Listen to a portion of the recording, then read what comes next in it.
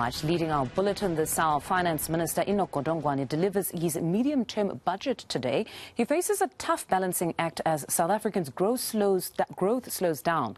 Our team is in Cape Town. Business anchor Rofhiwa Madzena is at the Cape Town City Hall and joins us this morning. Good morning, Rofhiwa.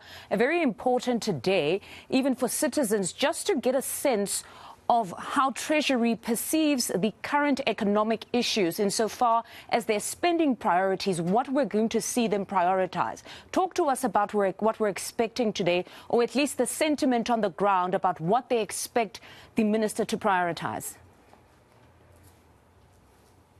That's right, Mfundo, and a very good morning to you, coming to you from Parliament in Cape Town, and we'll be making our way to City Hall in the next few hours, where the speech, the midterm budget policy statement, will be delivered by Finance Minister Enoch Godongwana. But you're right, there are great spending priorities that the minister and his team have to look at, and of course this is a reflection almost, if you will, around how the financial year has gone in terms of budget allocations and really what the priorities should be for the next financial year. And of course, a big question or a conversation that comes up is, where will the money come from? And one of the things that they look to is taxes and how those should be structured. I've got LaRue Rolofse, who's a tax director at Deloitte, who joins me this morning to unpack this issue further. Thank you very much for your time this morning, LaRue. And it's a tough one because there's a lot of spending that government needs to do. And unfortunately, in the current economic climate, that aren't that many revenue streams that are coming through. So when we talk about taxes and what should be done, what is your view in terms of how they should be structured in the current economic climate? Yes, the government should do as the Commissioner for SARS have said himself. Government should focus on making the tax system more efficient, giving it more capacity, so that there's an effective collection of the taxes that are already to be collected in the system, and be clever about that. I think there's a lot that can be, there's a tax gap that can be plugged, and with the right people, the right focus, a lot of that can be, a lot of taxes can be earned. Then, of course, there's the other question of whether we should have more taxes or different taxes. Should the system look different to what it's looking currently? On the whole, we've got a good system, a sophisticated system that's well understood internationally. We follow closely and are part of the international discussions around changes to tax systems. So on the whole, we've got a good system. There certainly is robust debate around issues like VAT. Is our VAT rate too low? Should there be wealth taxes? So there are these robust debates about how we can fund the spending priorities.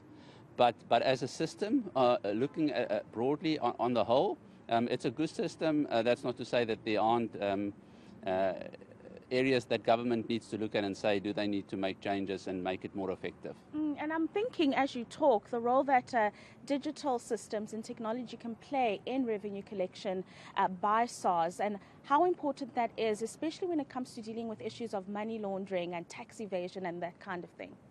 Correct, absolutely important. We absolutely need to use everything that we can, that technology offers us, to make this system more efficient, to weed out the money launderers, to go after the errant taxpayers. Absolutely, we just need to carry on what we're doing and do more of it. Yes, it's a long road, but we're on that road, and we have certainly seen a turnaround in SARS's ability to start going after taxpayers that are not paying their taxes. So that's good, but it's a long road, and it's always a challenge, and you're always up against people that will try and jabber the system. Yeah, you mentioned something interesting a little earlier when it comes to VAT and the question about our levels of VAT. Give us a sense of realistically where it should be in terms of what we should look like, and really just a comparison, if you will, to other tax standards when it comes to VAT. Yes, our VAT, so our headline VAT rate is 15%, which is comparatively low.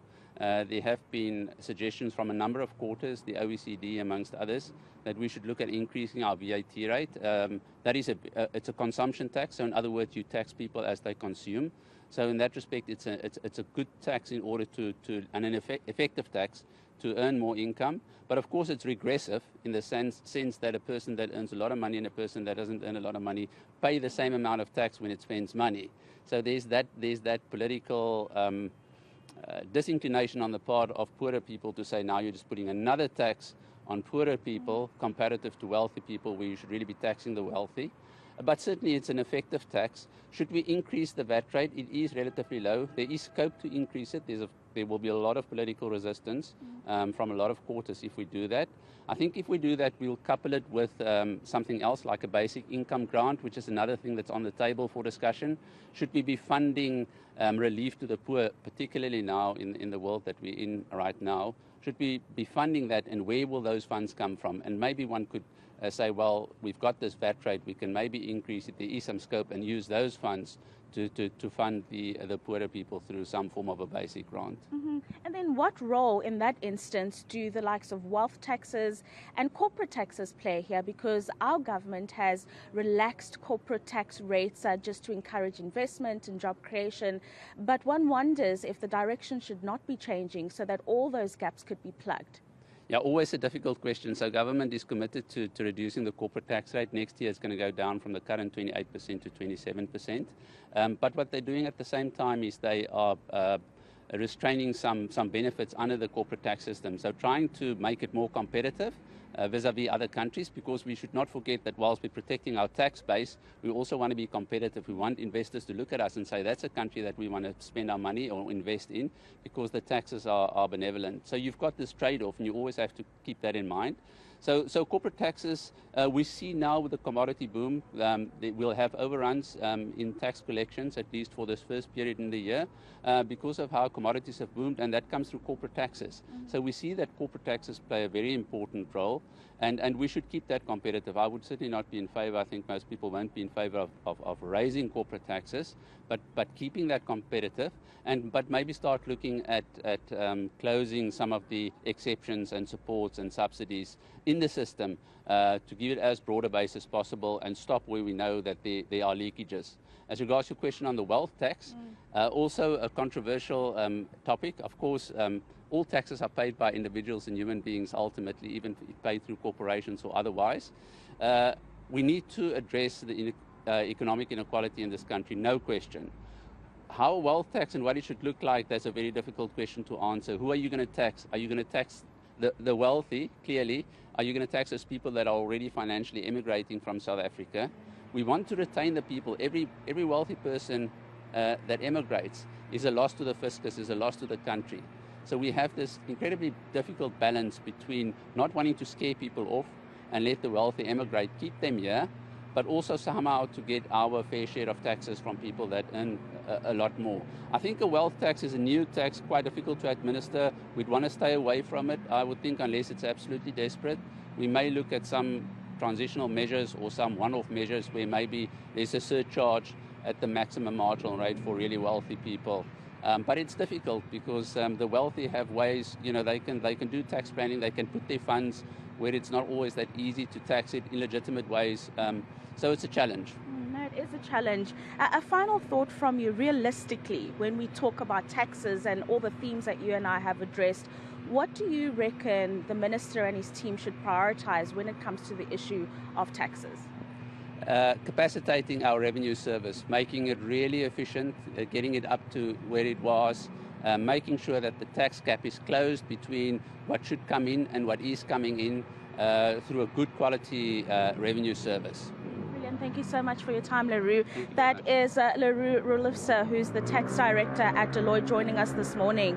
Tough balancing act, as you've heard them, Fundo, that the minister has when it comes to issues around taxes, because ultimately it's the poorest of the poor that get hurt the most by the moves that would be made by a national treasury when it comes to that issue. But of course, we do need different revenue streams because, as you mentioned earlier on in your intro, there are spending priorities that need to be focused on. Eskom, Transnet, these are the bedrocks of our economy that need financing from National Treasury. And of course, that financing has to come from somewhere. And unfortunately, that somewhere for a lot of us in South Africa is us middle income and lower income citizens who then have to foot the bill for those needs. Unfortunately so. But most certainly a good place to start would be capacitating SARS. Rofhiwa, we'll leave it there for now and catch up with you a bit later on. That's business anchor Rofhiwa Madzena.